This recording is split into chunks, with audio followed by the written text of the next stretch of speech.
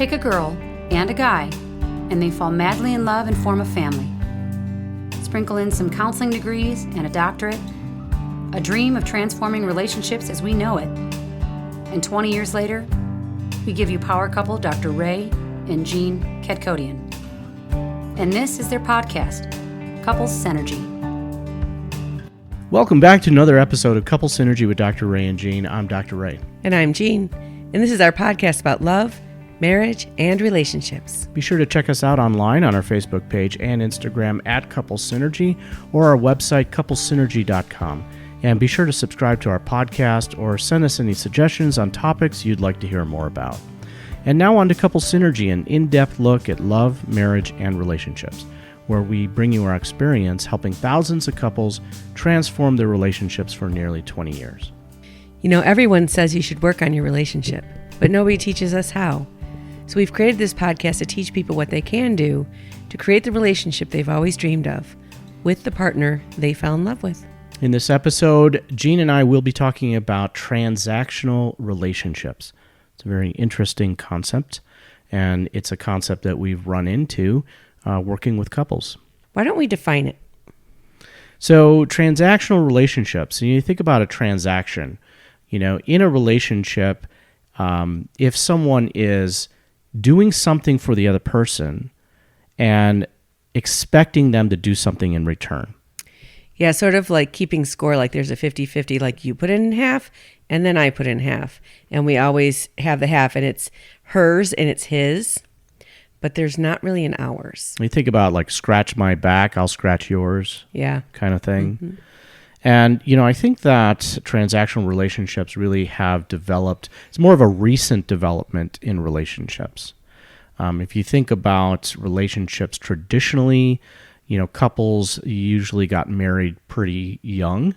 And, when they got married, they really didn't have much assets together, shared assets. They were starting their lives out together. And so because of that, it started out very equal, more on an equal footing. Right. They were like growing their life together. Right. Right. Instead of them both coming in with a lot of things.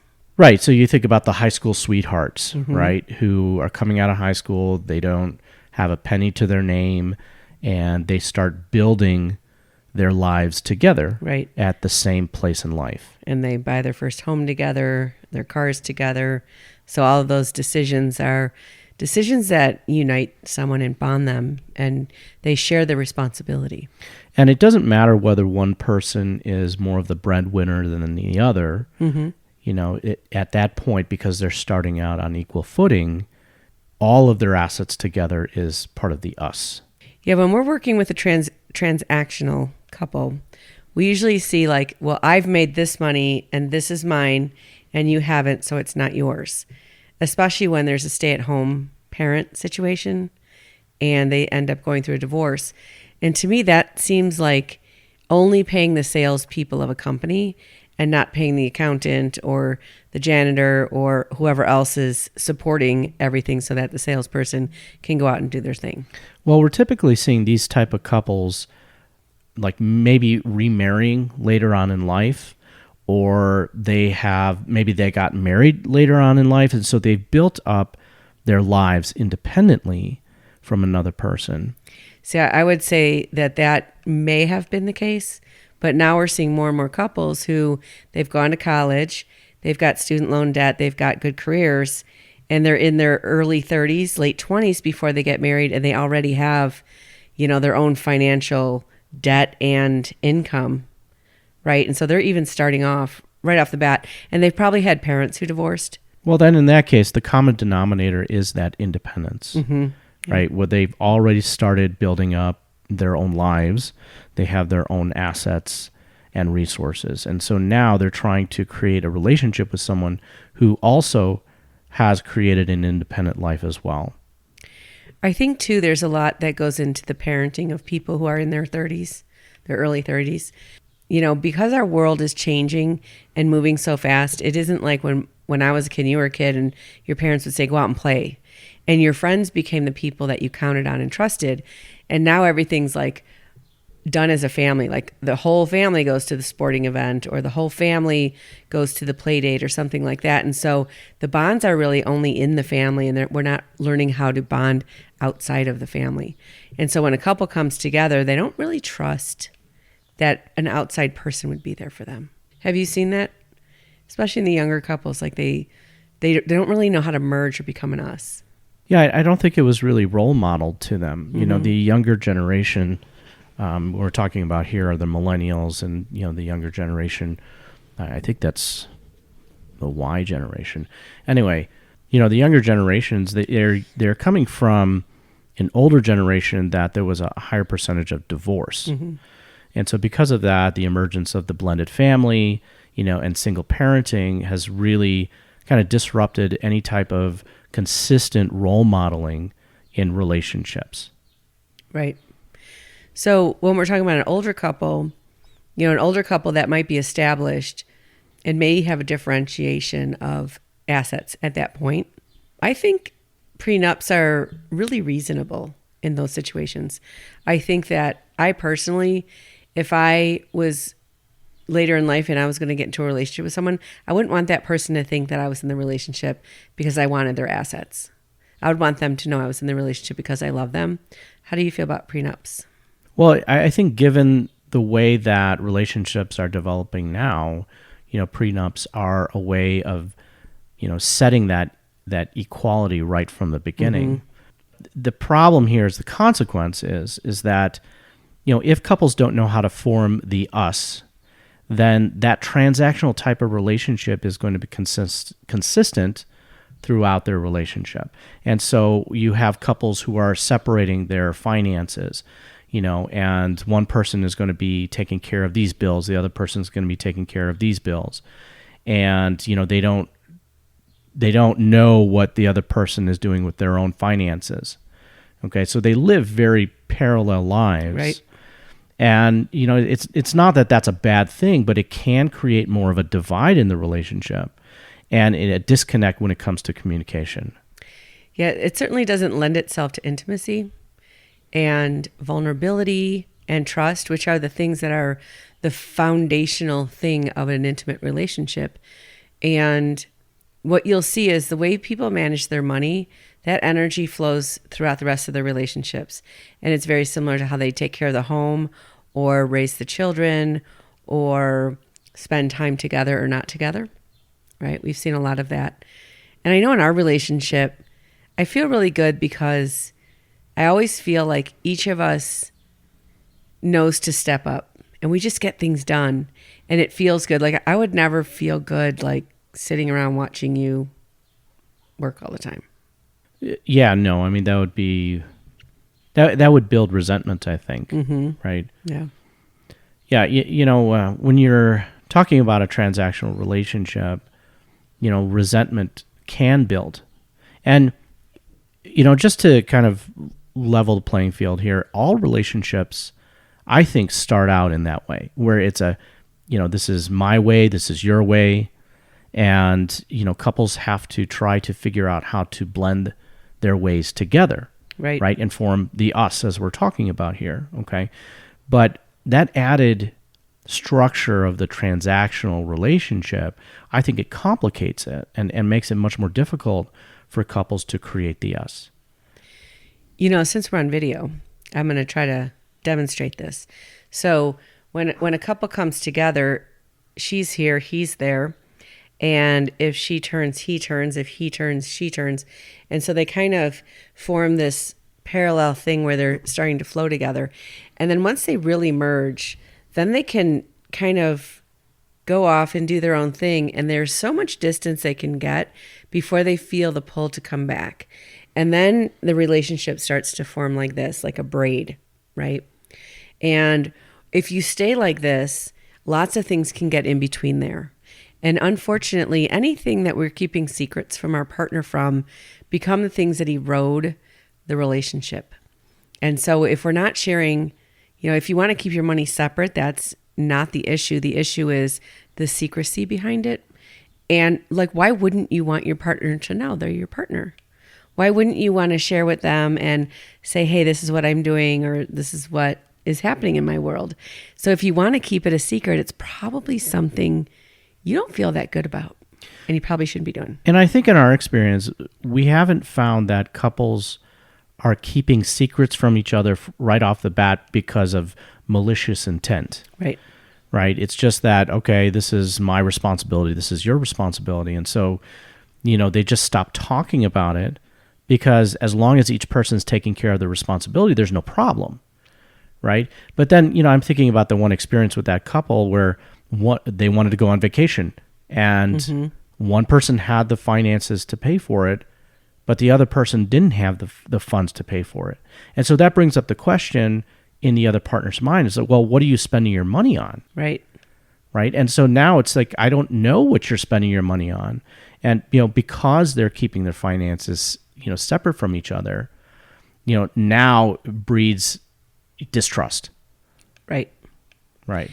And I think, unfortunately, as human beings, when we're not being watched, we're not always our best self, And so having someone, and this is why people have accountability partners if they want to lose weight or if they want to change some other behavior, learn something, because, that's kind of how we are. We have that primitive part of us that just wants to take the easy way out and cut corners and be lazy, And so that accountability piece is a really big deal because it calls us to become more of our best self.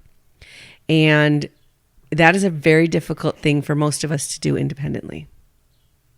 Well, I think naturally, and we've talked about this, naturally in a relationship, there's going to be conflict. And when there's conflict, there is this need to protect yourself emotionally because your partner is hurting you, right? And most of the time, it's not intentional. Right.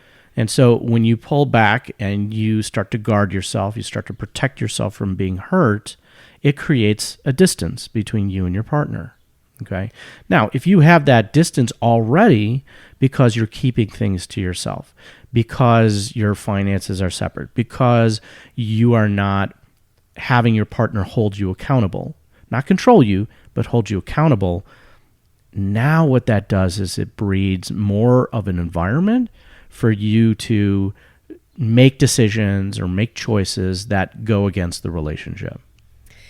That's really interesting. And it reminds me of, when you're fighting with someone, your partner, and you have that wiggle room and you want to kind of stick it to them, it really gives you an avenue to not only hurt them, but ultimately yourself, right? And I think about us when we have disagreements. Never. We never disagree about anything. And, sometimes it's so painful and it gets to be a really big thing where in your head you kind of go to that place like, what would it be like if this was over? And, for us, not only are we merged with our finances, but we're merged with our businesses. We run 2 companies. And so everything would change, every aspect of everything. So it's not so easy to just detangle. Someone said that once, a divorce is never a clean cut. It's always jagged edges and it sticks with you forever. And the more you've merged, the more difficult that is. And I think about that, with this concept like transactional relationships are like Chex Mix. In Chex Mix, you put in the peanuts and the M&Ms and the cereal and all of that. And when you want to divide it up in the end, you can pull out the peanuts and the M&Ms.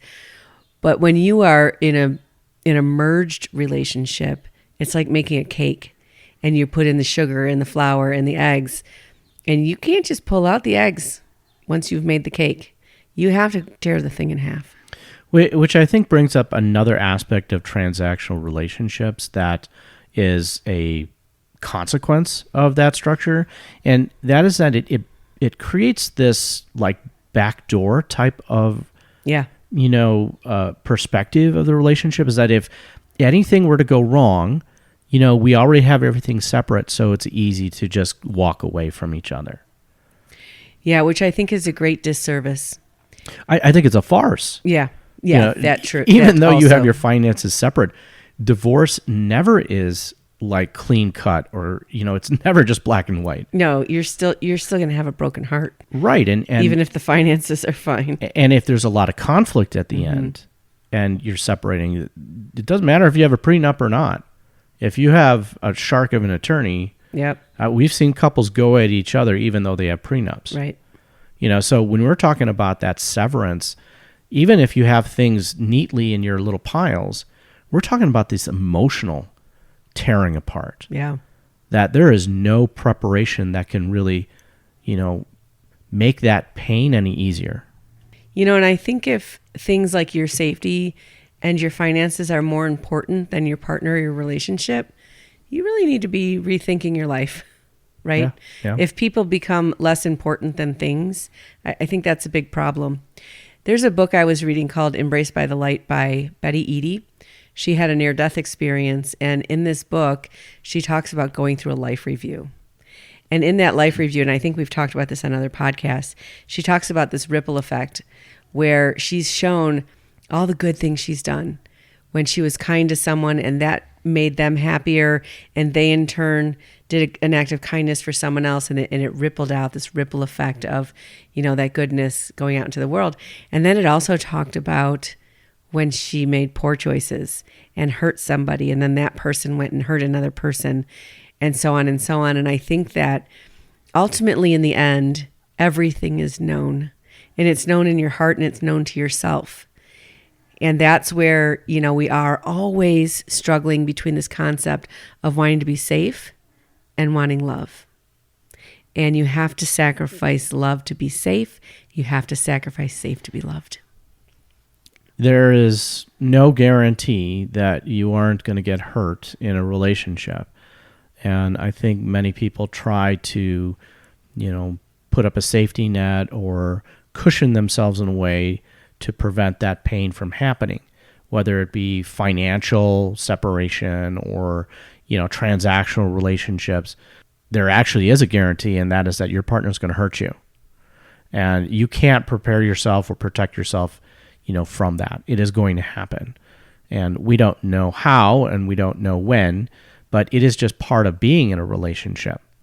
So, when you are trying to set up your relationship in a way that, I am going to put in 50 cents, you put in 50 cents, I'm going to put in $1, you put in $1. It's going to be fair. Yeah, so that everything can be fair, right? And equal and balanced. Equal. It never, ever turns out that way. And you know what the saddest thing is it doesn't allow for generosity. It doesn't allow for caring or concern. Whenever, and I think with our relationship, this is more in this direction, where Ray will say he wants something and I'll say, let's make it happen. Mm-hmm. Typically I have to fight a little bit harder because your first reaction is no. But in the end, I think ultimately we both really want each other to have the most they can get out of life. If something's important to one of us, that we go and pursue that dream. Like the hike. I wanted to hike 1,000 miles and you stepped up and joined me. And those are the kind of things that make for a richness of an us in a relationship. And being together for a very long period of time, it's like chicken noodle soup. It's why it's so good for you when you have a cold, because it has to sit and simmer and simmer and simmer. And because of that, all of the energy builds up and makes it really good for you. And so us having been together over 23 years, I can feel like, it's like that concept of a war buddy. You go through big things together and it forms an incredible bond. And I would say the greatest bonding that I've felt in our relationship is when we go into the hurt of our lives and go through a healing process, because every time you've ever hurt me, it's usually not so much you, it's whatever I have inside. And it generates a healing process, which I think has formed an incredible bond between us. Yeah, I think you bring up a really good point that we should probably talk about, and that is that transactional relationships, they come from a premise that each person is bringing equal resources or equal things to the table. And, what you're talking about here, as far as in our relationship, we are very different people, and we have different strengths and we have different limitations. And in forming the us, you have to figure out what each person's strengths and limitations are. And in that way, you support each other. right? And that is that if you have a limitation, I'm able to step in and support you, and vice versa. Whereas in a transactional relationship, the premise and the thought is that each person has to be equal in everything, right? And it just doesn't work out that way. Right. And I would also ask you to really think about the concept of masculine energy and feminine energy. I'm not talking about men and women here. I'm talking about masculine and feminine energy. You can only measure masculine energy. You can measure money. You can measure how you spend your time. You can measure your stuff. But you can't measure generosity, love, compassion, anger, resentment, all of those kind of things. They're not measurable. And so if you're so focused on measuring, you're only measuring masculine stuff, and you leave out this whole other thing, which is the real glue of relationships. Does that make sense? Yeah, no, that makes sense. And so, there's nothing like having someone come and put their hand on your back when you're a little bit down, or hug and kiss you goodbye in the morning. And, you certainly don't want to start measuring that. Well, I kissed you 3 times yesterday, and you need to kiss me 3 times today. Yeah, that just sounds ridiculous. It when sounds you talk about it horrible. that way, Yeah. right? Versus, what do you have in your 401k? And I That's think measurable. I think ultimately in life, what really brings joy and happiness is the act of giving, and being generous with your partner, whether that is emotionally or act of kindness or kind words or doing something for them. That's what really fills us up. Not what do they have that I want, or what can I protect them from taking from me. Which is a transactional relationship. Yeah. If you are, giving, you're only going to give as much as you've received. Right. And so it promotes like that scorekeeping that you were talking about earlier, is that how much has my partner done for me? And so I'm going to give back just as the same amount. And it's not going to encourage you to give freely. Right. Because, you're going to want to know that you're going to receive that back in return. Well, I just had a thought. No? Keeping score. Yeah. You can only keep score with an opponent. You don't keep score with someone on your team. Yeah. It's like game playing. Yeah. And so you have to ultimately see your partner as an adversary if you're keeping score. Which increases competition. Which means there's going to be a winner and a loser, and there's no relationships that have a winner and a loser. There's either 2 winners or 2 losers. Right. Which, if you have a competitor, it absolutely would facilitate distrust. It would also encourage keeping the cards close to your chest, not showing what you have in your hand because you're competing with them. Right. And one of the things that is probably what we would label in the toxic relationship arena or the red flag arena is when one person in the relationship is transactional and the other person is not. And so this is typically a codependent situation where one person is constantly giving and concerned about, stepping on eggshells, and if the other person is going to find them favorable or not, and the other person kind of sits in judgment and checks off their list, and those relationships are really sad to me. It doesn't allow human beings to grow and become, which is, I think, the point of relationships. So, if you find yourself in a transactional relationship, don't be alarmed. You don't have to just go and break up with that person or file divorce papers. You can change, and couples can change the relationship into an us. It just takes education. It takes work. It takes both of you wanting to create that together and then moving in that direction. I would ask yourself, do I love my partner? And does my partner love me? And maybe you didn't get it right because of your hurt and your fear and all of the things that you've learned about life and vulnerability in relationships. But if you really love that person and you think that they're a good person that has your best interests at heart and you have their best interests at heart, go have a real conversation about how do we make this an us? And I think the benefits of the us are exponential. It's exponential, and you can create and do so much more when you are dealing with the us and when you are thinking about how can we become the best that we can become. Because of that accountability piece, it makes us better people, and it makes us have a better life that feels so much more incredible, because human beings are not designed to be alone.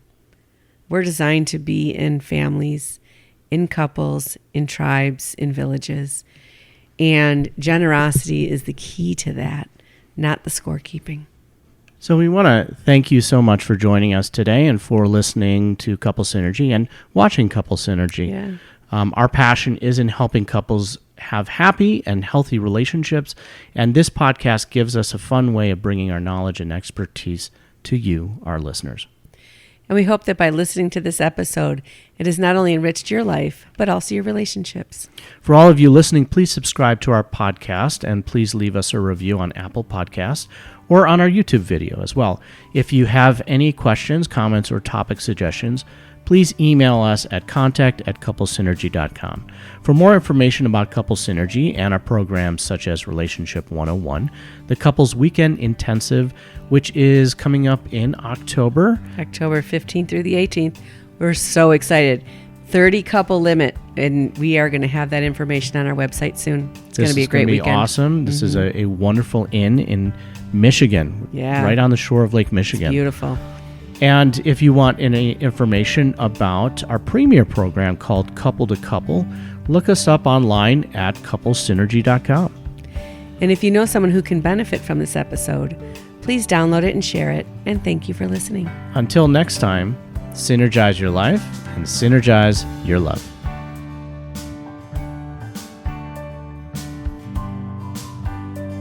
You have been listening to Couple Synergy with Dr. Ray and Jean Ketkodian. Couple Synergy was recorded, edited, and produced by Dr. Ray and Jean Ketkodian. Voiceover and music entitled Breathe and Let Go was recorded and composed by Gina Gonzalez.